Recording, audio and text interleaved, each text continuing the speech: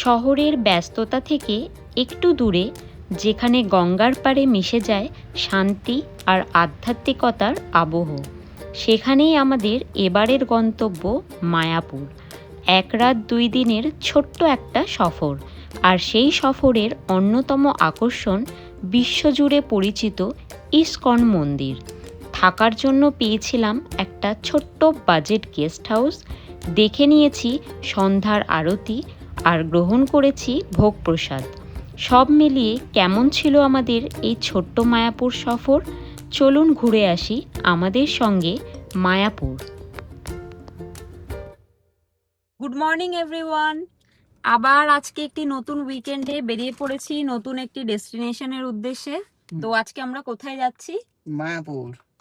আজকে মায়াপুর যাচ্ছি। শুধু আমরা দুজনেই না, আরো অনেকজন আছে। তো আমাদের কিছু ফ্যামিলি মেম্বার্সও আছে। তো তাদেরকে রিসিভ করতে ফার্স্টে যাব এখান থেকে বসিরহাট। অ্যাকচুয়ালি দুটো গাড়িতে যাওয়া হচ্ছে। সমস্যাটা হচ্ছে দুটো গাড়ি আমাদের বাড়িতে, মানে মামার সাথে যাওয়া হচ্ছে, মামার গাড়িটাও আমাদের বাড়িতেই রাখা ছিল।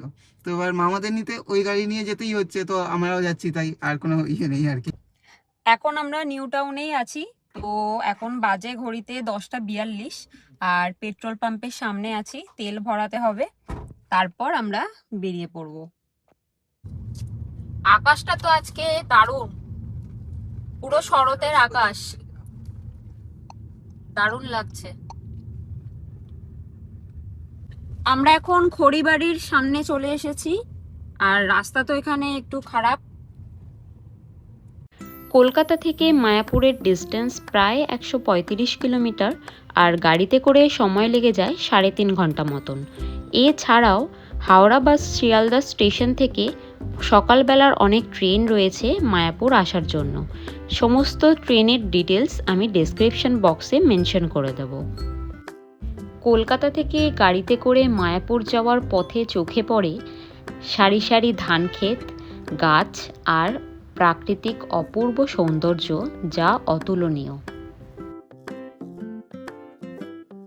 ঘড়িতে এখন সময় দুপুর 3টে, আর আমাদের সবার প্রচণ্ড খিদে পেয়ে গেছে। তাই আমরা হাইওয়ের ওপরেই একটি রেস্টুরেন্টে লাঞ্চ সেরে নিয়ে এগিয়ে চললাম মায়াপুরের দিকে।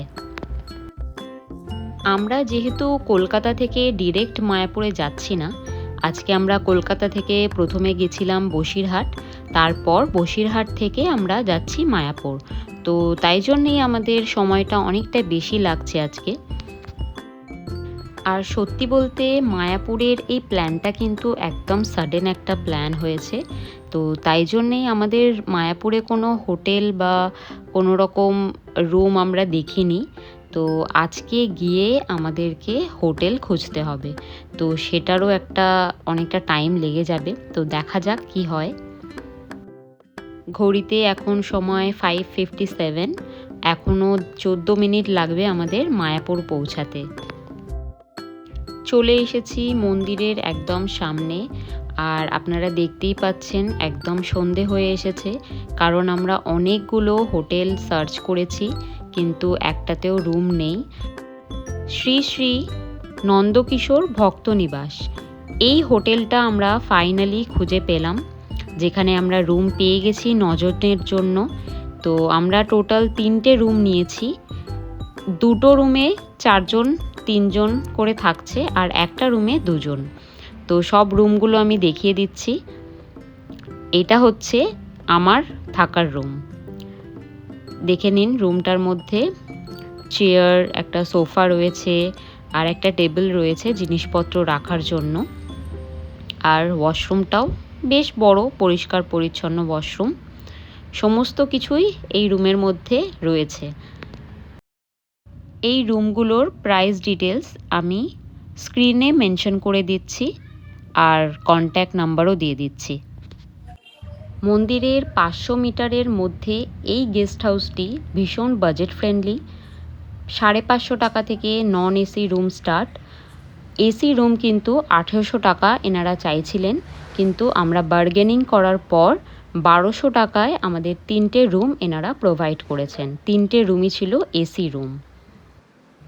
আর সবথেকে ভালো ব্যাপার যেটা হয়েছে সেটা এই গেস্ট হাউসের বাইরে অনেক বড় জায়গা রয়েছে, যেখানে আমরা আমাদের গাড়িগুলোকে সেফলি পার্ক করতে পেরেছি।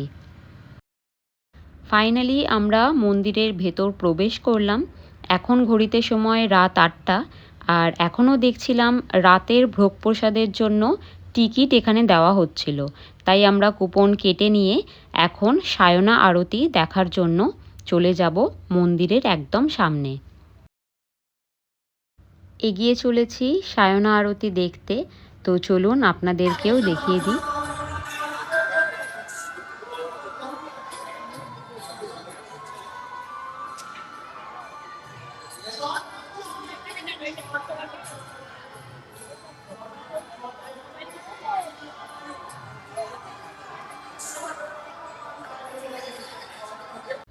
চাঁদের আলোয় এই জায়গাটার সৌন্দর্য আরও 10 গুণ বৃদ্ধি পেয়েছে। রাতের ভোগ প্রসাদের কুপন 9টা পর্যন্তই এখানে দেওয়া হয়, তাই আমরা চলে এসেছি গদা ভবনের সামনে। আজকে আমরা গদা ভবনেই রাতের ভোগ প্রসাদটি গ্রহণ করব। চলে এলাম গদা ভবনের ভেতরে। দেখুন এখানে লোকজন তো বেশি নেই আজকে, মোটামুটি লোকজন রয়েছে। আর এখান থেকে আমরা প্রসাদ নিয়ে নিলাম। প্রসাদে একটি ভেজ সবজি আর তড়কা ডাল, ভাত, রুটি, মিষ্টি সব রয়েছে। এখানকার ভোগ প্রসাদ অত্যন্ত সুস্বাদু হয়, খুব সিম্পল আর বেশ ভালো খেতে। তো এখানে এলে কিন্তু ভোগ প্রসাদ অবশ্যই গ্রহণ করা উচিত। গদা ভবনের বাইরেই কিন্তু অনেক দোকান এখানে রয়েছে, যেখান থেকে খুব ভালো ভালো গোপী ড্রেস পাওয়া যায়। পরের দিন সকাল 9টায় চেক আউট করে গাড়ি এই গেস্ট হাউসের মধ্যেই রেখে আমরা বেরিয়ে পড়লাম মায়াপুরের ইস্কন মন্দির দর্শন করতে। আমাদের গেস্ট হাউসের একদম সামনে থেকেই টোটো পেয়ে গেছি, আর টোটো ভাড়া পার হেড 10 টাকা করে নিয়েছে মন্দির পর্যন্ত যাওয়ার জন্য। মন্দিরের কাছ থেকেই আমরা আজকের ব্রেকফাস্ট করে নিলাম। মন্দিরে প্রবেশ করছি, এটাই হচ্ছে মন্দিরের গেট। আর দিনের বেলা এই জায়গাটার সৌন্দর্য কিন্তু দ্বিগুণ হয়ে যায়। এটি এখানকার অখণ্ড হরিনাম সংকীর্তন এখানে হয়।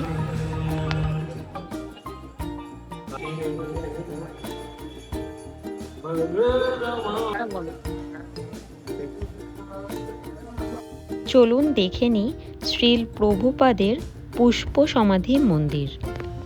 এই মন্দিরটি কিন্তু এখানকার সব মন্দিরের থেকে আমার খুব পছন্দের একটি মন্দির। এই জায়গাটাও খুব সুন্দর।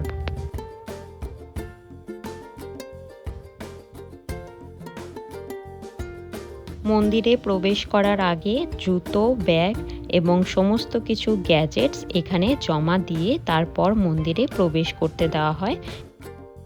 পুষ্প সমাধি থেকে একদম ডান দিকে গিয়ে একটি ফাঁকা জায়গা রয়েছে, যেখান থেকে এই মন্দিরটি খুব সুন্দরভাবে দেখা যায়। তো দেখুন আমি এখন এই জায়গা থেকেই মন্দিরটি ক্যাপচার করছি। পুরো ভিউটা এখান থেকে কিন্তু খুব ভালোভাবে দেখা যায়। তো এই সাইডটায় ওয়াশরুম আছে, তো ওয়াশরুমের এই সাইডটা থেকে পুরো মন্দিরটা একদম দেখা যায় খুব ভালোভাবে। এখানে মিউজিয়ামও রয়েছে, আপনারা টিকিট কেটে এখানে মিউজিয়াম দর্শন করতে পারেন। আর অনেক রেস্টুরেন্টও আছে এখানে। তো এখানে একদম পিওর ভেজ রেস্টুরেন্টে আপনারা এসে খাবার গ্রহণ করতে পারেন। 11:30 বেজে গেছে, তো এখন সময় ভোগ আরতির। আমরা এখন ভোগ আরতি দেখতেই এগিয়ে যাচ্ছি, আর আপনাদেরকেও কিছুটা দেখিয়ে দিচ্ছি ভোগ আরতির কিছু মুহূর্ত।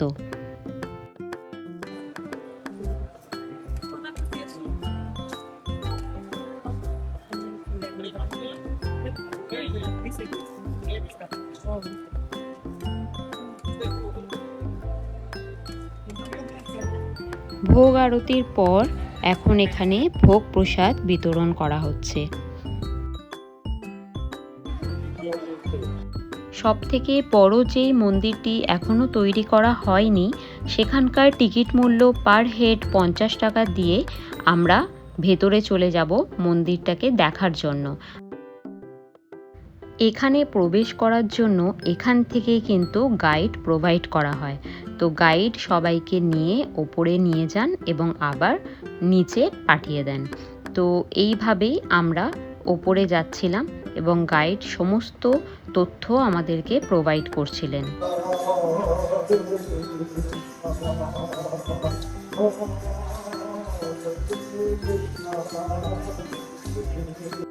মন্দিরটি পুরোপুরি সম্পন্ন হতে 2027-এর লাস্ট পর্যন্ত হয়ে যেতে পারে। দয়া করে কেউ ব্যারিকেডের ভেতরে যাবেন না, অনেক উপরে কাজ চলছে। কেউ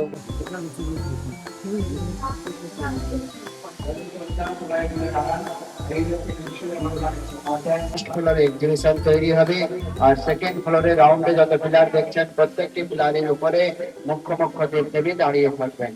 ব্রহ্মাজি, শিবজি, মনু মহারাজ,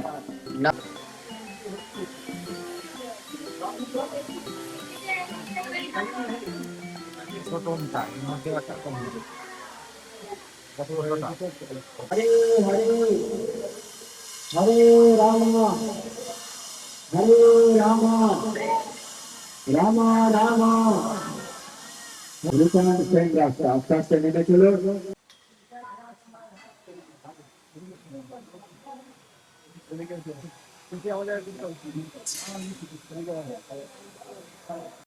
মন্দিরের ওপর থেকে কিন্তু সমস্ত কিছু দেখুন দেখা যাচ্ছে, আর কত ভালো লাগছে চারিদিকটা।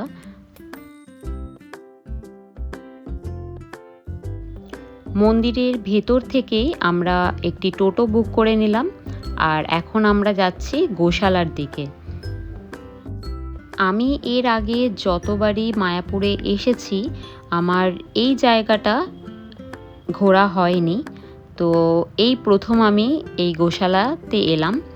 তো দেখুন এখানে এত রকমের মানে আমাদের ভারতীয় দেশি গরু এখানে দেখতে পাওয়া যায়, আমি তো জাস্ট অবাক হয়ে যাচ্ছি। এখানে গির নামক যেই গরু প্রজাতি আছে সেই প্রজাতিও এখানে রয়েছে।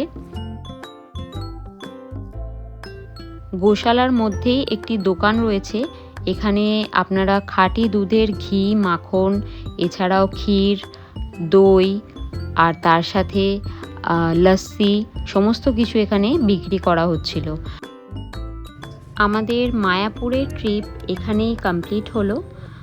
আর আপনাদের এই ভিডিওটা কীরকম লাগলো অবশ্যই জানাবেন, পারলে লাইক আর কমেন্ট করে জানাবেন।